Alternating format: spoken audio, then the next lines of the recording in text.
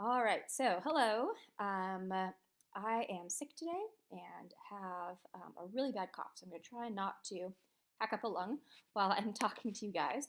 But let me get you through first the homework sheet. So I want you to notice that the first textbook assignment that is due is Chapter 12, Section 3, and that is due on Thursday and Friday of this week. You have choices.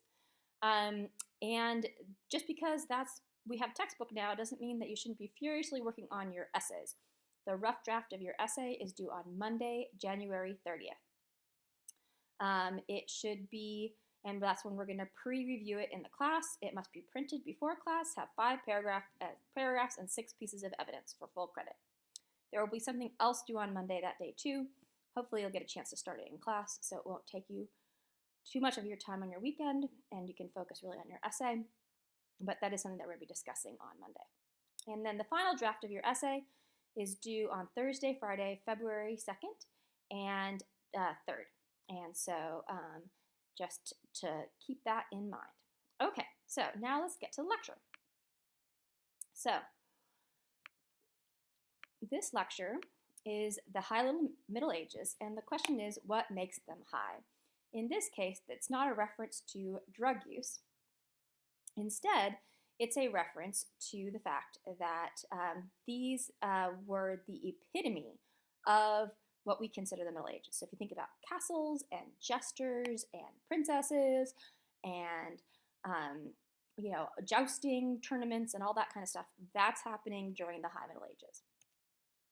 So why does this happen? Well, there's a huge population boom. So if you take a look at this graph, you can see that in this very small town, where at one point there was close to 50 people, at the lowest estimate, maybe at max 150 people, suddenly now there's more than 350 people, or more than 200 people. And so population is essentially doubling or tripling depending on which measures you're using.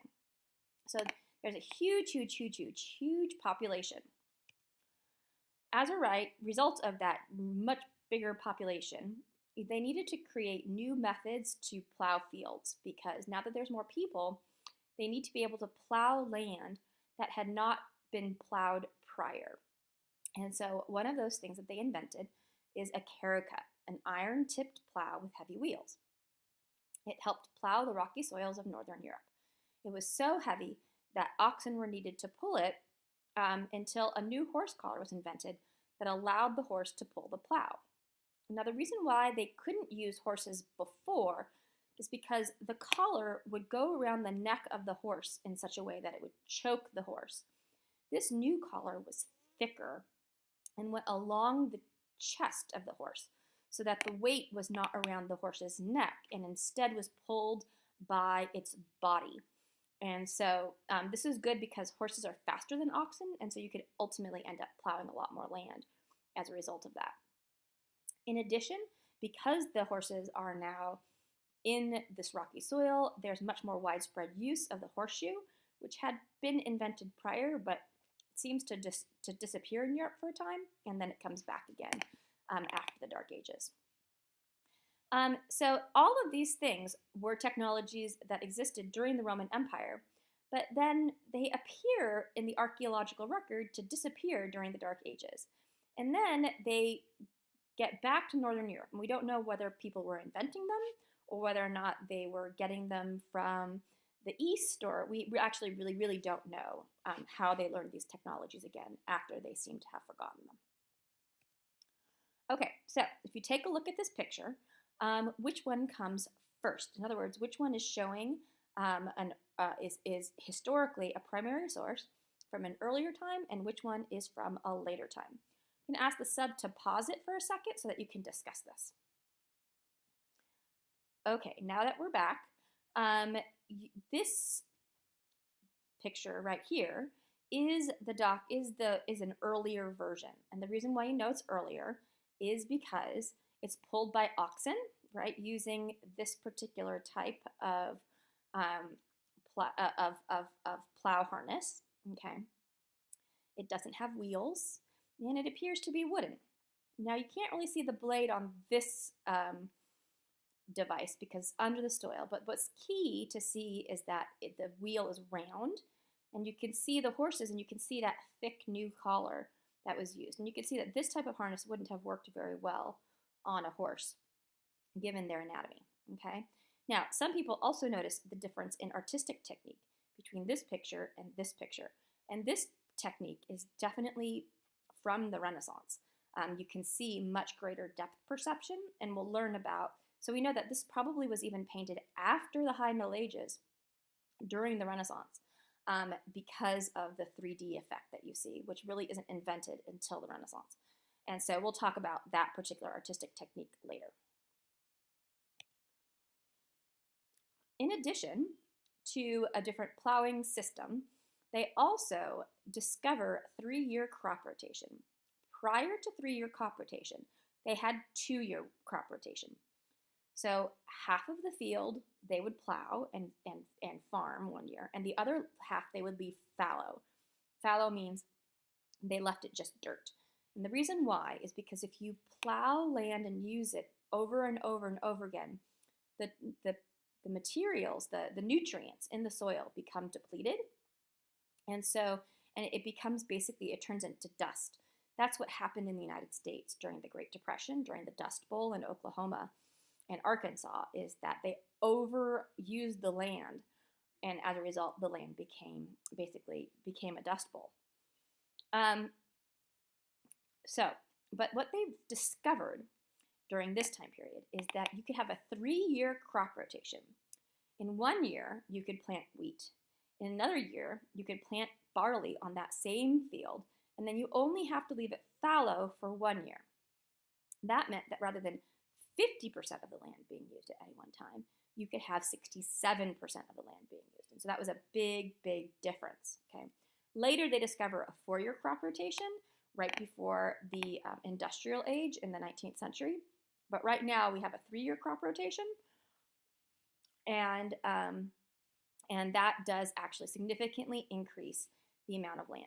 The reason why you can do that is because you plant different things during the winter, during 1 year and during another year, and they're pulling different nutrients from the soil.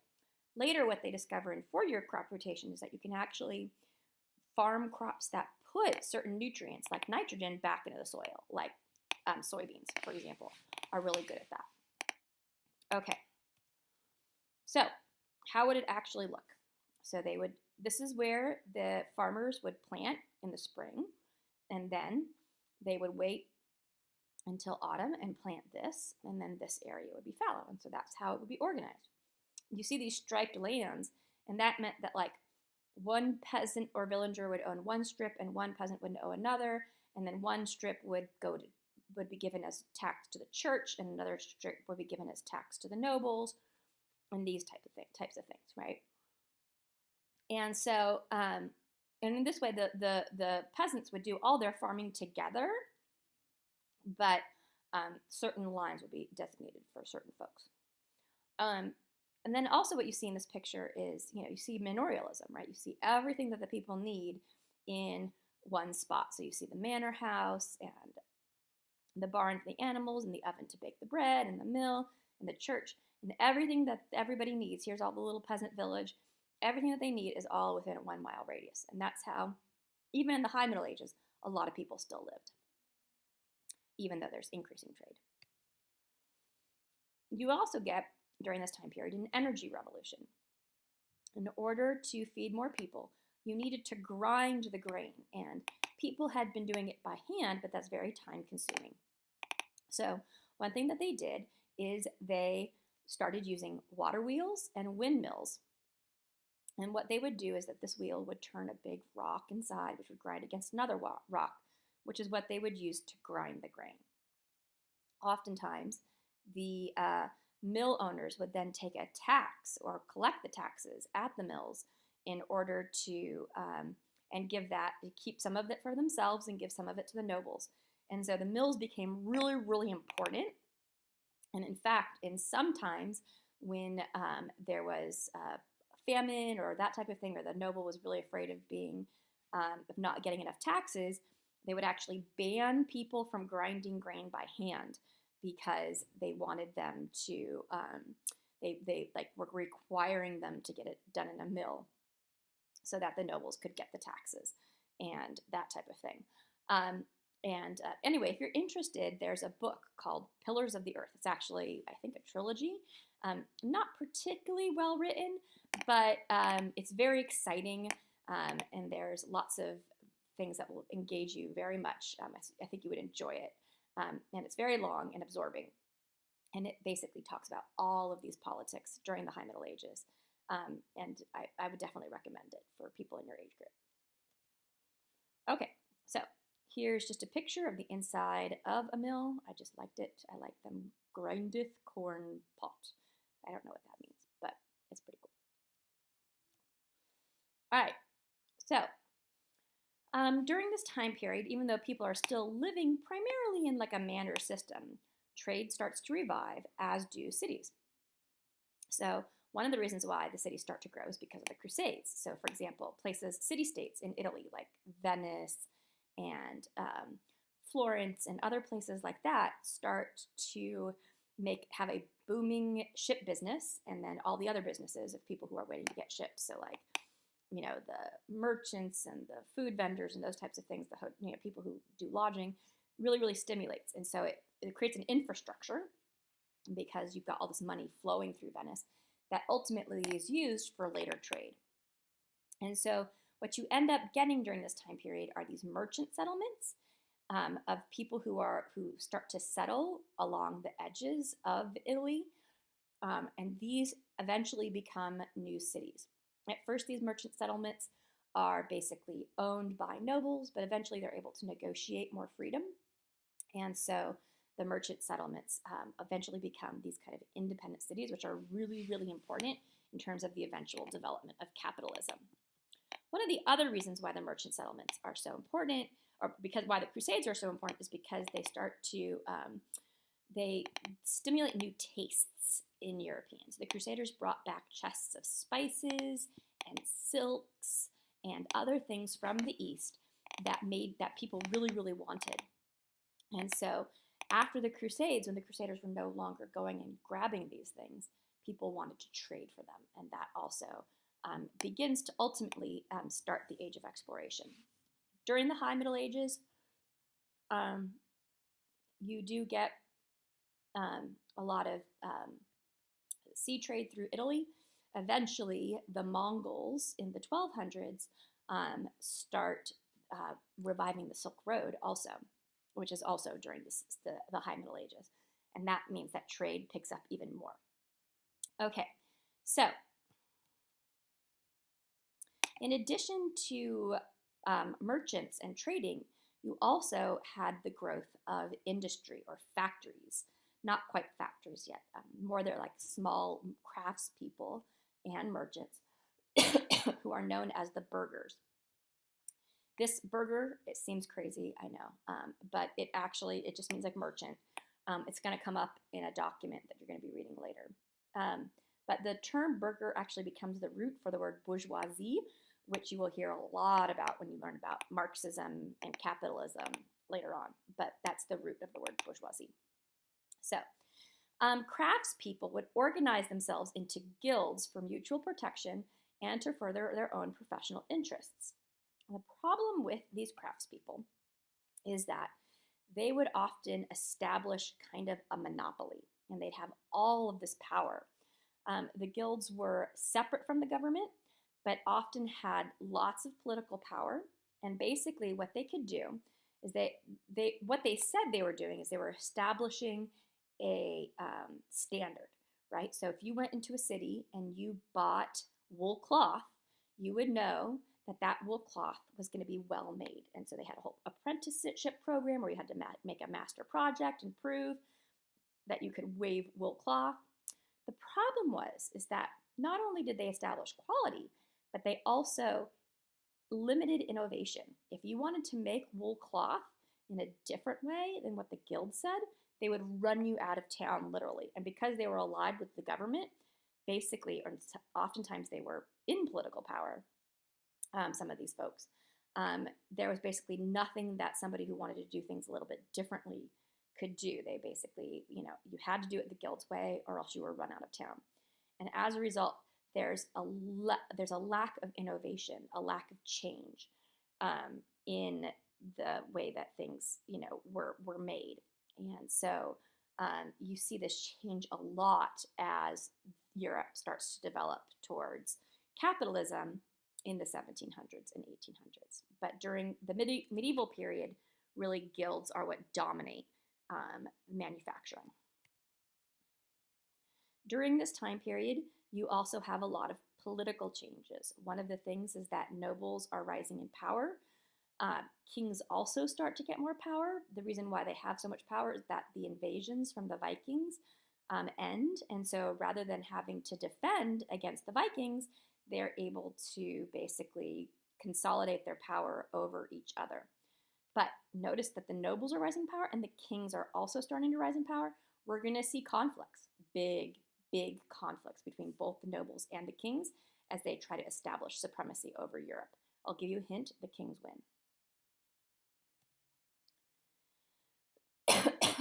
One of the kings who wins early is William of Normandy. Now, William of Normandy is from northern France, and this is an example of subinfeudation that we learned about last semester. He is actually a vassal to the King of France, but he goes up to England and he conquers England in the Battle of Hastings in 1066. Battle of Hastings in October 14th, 1066 is kind of like, it's like a big date that all English students have to learn. So just so you know, it's an important date for them. And so he divides England into fiefs run by his knights. The problem is that he still technically owes fealty to the King of France. Not that he pays any attention to that once he's on the island of England off the coast of the mainland of France. So he's basically creating his own power as a noble, separate from the power of the king. This is going to cause big problems later on. William's influence changes England. He creates a strong centralized monarchy. He does better taxation, and he institutes the system of the sheriffs. So if you remember Robin Hood, Sheriff of Nottingham, well, Sheriff of Nottingham was established. The idea of sheriffs was established by William. In addition, because William was French, he is speaking French, and the nobles of England for a very long time speak French. And what ends up happening is that the French and Anglo-Saxon languages merge into English, and so English has a lot of French words that are part of our language, and that's because of the history of England. I'll talk more about this later. Remind me when I come back to class on Tuesday and Wednesday. I have a funny little lecture that I do, but I don't really want it on YouTube. So anyway, remind me to do the language lesson. Okay, so the next really powerful monarch of England was Henry II, and he was in power from 1154 to 1189, and he expands the power of the king's court. He creates a body of common law consistent throughout the kingdom, and he also tries to gain power over the church. I can't remember exactly what he does. I think he taxes them, and he might try to appoint some church officials. I'm not sure. But he gets into trouble with the church, big trouble. And what they do is they excommunicate him. And he's really afraid that he's going to go to hell and that his people will revolt against him because he's no longer Christian. So the church, basically the Pope says he can become part of the church again if he is flogged. And so you see in this picture right here, him begging for mercy, and then here, the churchmen flogging him. Now, he was very, very old. You can't tell from this picture. He was super old and ancient, and so at least according to Pillars of the Earth, which did depict the scene, they only touched him with the whip. They didn't actually beat him hard, but it was obviously very humiliating for him to be whipped by members of the church. So, in addition to the conflict between the nobles and the king, you also see in various areas conflicts between the kings and the church. And what we see is in the High Middle Ages, the church wins. That doesn't last, however. By the 16th century, kings start to win, And that makes a major revolution in world order once the church loses its authority. All right, so Henry II, most famous, well, his only wife, was Eleanor of Aquitaine. And Eleanor of Aquitaine was actually married to a man earlier, Louis VII of France, but she hated him. He was old and boring. He does something interesting. He goes on Second Crusade, but she hates him so much, she's like, I'm not going to go on Second Crusade with you. I'm going to go stay with my handsome uncle. And so there's all these rumors that she's sleeping with her uncle. No evidence one way or another whether or not she was actually sleeping with him. But Louis VII is humiliated. And so when he returns home, he has their marriage annulled.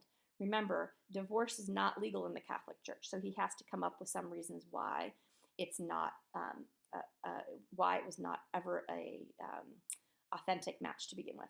I'm not sure what he came up with, but he was able to convince the church to annul their marriage. So she flees up to England, embarrassed, where she marries Henry II. And apparently, they love each other very much. It's like a passionate marriage, but occasionally that passion would turn into like hatred. And so she encourages her sons to rebel against her husband. And her two sons are Richard and John. Richard becomes King Richard the Lionheart, and John becomes Prince John, and later King John, who we're going to learn a lot about. Okay, but both of her sons become the King of England. Eleanor of Aquitaine is important because she establishes the cult of courtly love. Courtly love is love that is both lustful and spiritual. Eleanor spreads the practice when she went to England by encouraging troubadours to come to the palace. These troubadours would sing these poems about romantic love and these types of things. However, this courtly love is quite a bit different than what you guys think about love and what they had thought about love, what the Europeans had thought about love beforehand. So, for example, before courtly love, the church basically saw sex and love as sinful, and that women were the source of all original sin. Women were seen as being more lustful and less able to control their sexual impulses. What's interesting is that in our modern society, we tend to attribute that to boys and men more than we do women. But back then, they thought that women were the ones who really couldn't control themselves and that men had to be the tempering influence on women.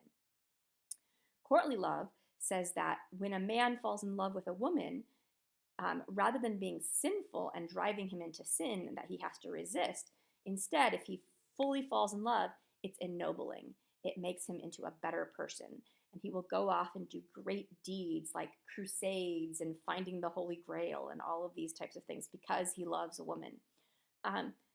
But the reason why he goes and does all these things instead of being with a woman is because usually in the idea of courtly love, which is different than our modern day of love, the two lovers never get to be together. The reason why is because young women were often married off to much older men early on in their lives. So when a young man and a young woman would fall in love, oftentimes she was already married and thus not available. So instead, what the young man would do is go off and do heroic things, come back, and maybe by the time he comes back, if all went really well, her husband would have died and she would get to marry him, but most of the time, it was never fulfilled. And that was the idea behind courtly love, is that it was extramarital, it happened outside of marriage, and usually it never got to be fulfilled, which is different than our modern notions of courtly love. Okay, so later on in this, the next thing we're going to be doing is reading a reading by Capellanus about courtly love, but not today. That's it for today, folks. If you have extra time, you can work on your homework, 12.3, or you may work on your essays.